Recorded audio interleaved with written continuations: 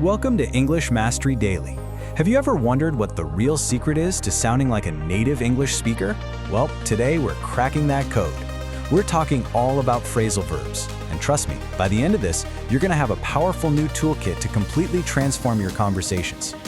Okay, let's just get real for a second. The source material is spot on here. Native speakers use these things all the time. You've probably felt it before, right? You're watching a movie or you're in a meeting and you feel like you just missed something important. That's almost always a phrasal verb. But hey, that's what we're gonna fix right now. So, why do they feel so confusing? It's a totally fair question. I mean, they seem to break all the grammar rules you learned in your textbook, and the meanings can feel completely random. But here's the good news, there is a system to them. And today, we're going to pull back the curtain and demystify these things for good. Here's our game plan. First, we'll dive into the native speaker secrets. Then, I'm going to give you 10 essential verbs you can start using immediately. After that, we'll unlock the secret patterns so you can learn faster. We'll also cover the common mistakes everyone makes, and we'll finish up with a mastery cheat sheet to make it all stick. So, what is this big secret anyway? Well, it's actually pretty simple. Phrasal verbs are the bridge that takes you from that formal, kind of stiff, textbook English to the natural, relaxed English that people use every single day. Mastering them is like getting a key to more authentic, flowing conversations. And the payoff is huge. It's not just about sounding more natural, it's about finally understanding those fast-talking characters in movies, actually getting the jokes, and feeling that amazing rush of confidence in conversations. Seriously, your English level can jump incredibly fast when you get this. At its core, the formula is super simple.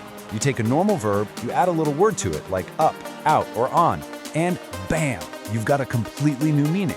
It's this transformation that makes them so powerful and, yeah, sometimes a little tricky. And this is a perfect example. Look just means to see with your eyes. Easy. But add the tiny word up, and look up now means to search for information, like in a dictionary or online. One small word completely changes the action. If you get this one concept, you're already halfway there. All right, enough theory, let's get practical. Here are 10 of the most common and useful phrasal verbs that you can start using today. Think of this as your essential starter kit for sounding more natural right away. First, we've got bring up. So instead of saying the formal word, mention, you can just say, she brought up a good point. It's instantly more conversational. Then there's carry on, which is just a fantastic, encouraging way to say continue. For example, carry on, you're doing great. Next up, cut down. This just means to reduce something. You know, like when you say, I need to cut down on sugar. And then, one of my absolute favorites, figure out. This is for that aha moment when you finally understand something. You've been trying, and then suddenly you've figured out how to use the software. Get over is so essential for talking about recovery, whether it's getting over an illness or a tough emotional experience. And then there's its motivational partner, give up, which means to quit. But you'll usually hear it used to encourage someone, like, don't give up, you're so close. Okay, here's one you will hear all the time. Hold up. And it just means to delay. You might text your friend, sorry, traffic is holding me up. And just as useful is look into, which is a much more common way to say investigate. Your boss might ask you to look into a problem for them. And finally, 2 verbs that are perfect for planning and problem solving. To put off something just means to postpone it. We all put off tasks we don't want to do. And to solve problems, we use sort out. It's a great phrase that means to organize or resolve something, like when you need to sort out these issues. Okay, so you have 10 new verbs. But just memorizing a list is boring. And honestly, it doesn't really work. The real secret is to stop learning individual words and start learning the system. Let's look at the patterns. So check out the pattern here with the word up. Up often suggests completion or bringing something into existence. You bring up a topic, making it visible. You set up a meeting, arranging it. You give up, which signals the end of an effort. When you see this connecting idea, learning gets so much easier. Now let's do the same thing with out. We've got figure out, work out, sort out. What's the pattern? Well, out often relates to solving something or bringing a hidden answer into the open. You figure out a mystery. You work out a solution. This is how you go from just memorizing to truly understanding the language.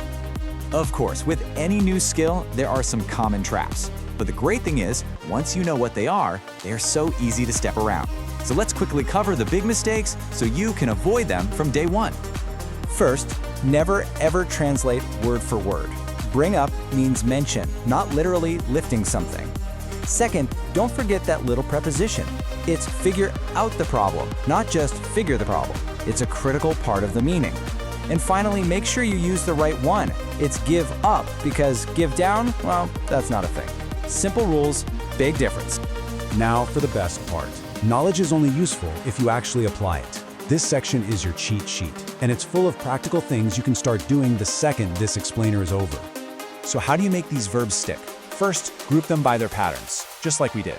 Second, and this is so important, write your own sentences using them. Third, say them out loud. Practice how they feel. Fourth, next time you're watching a movie, just listen for them. You'll be amazed. You can make flashcards. And my personal favorite, try teaching one to a friend. If you can explain it, you own it. So let's do a quick recap of your new toolkit. Take a good look at these 10 essential verbs. From bringing up ideas to sorting out problems, mastering just these 10 will make a huge, noticeable difference in how natural your English sounds. This is your foundation. And that's it. The journey to mastering natural English isn't about learning thousands of words. It's about learning the right words and seeing the patterns. So the only question left is the one on your screen. Which one of these phrasal verbs will you use in your next conversation? Go for it.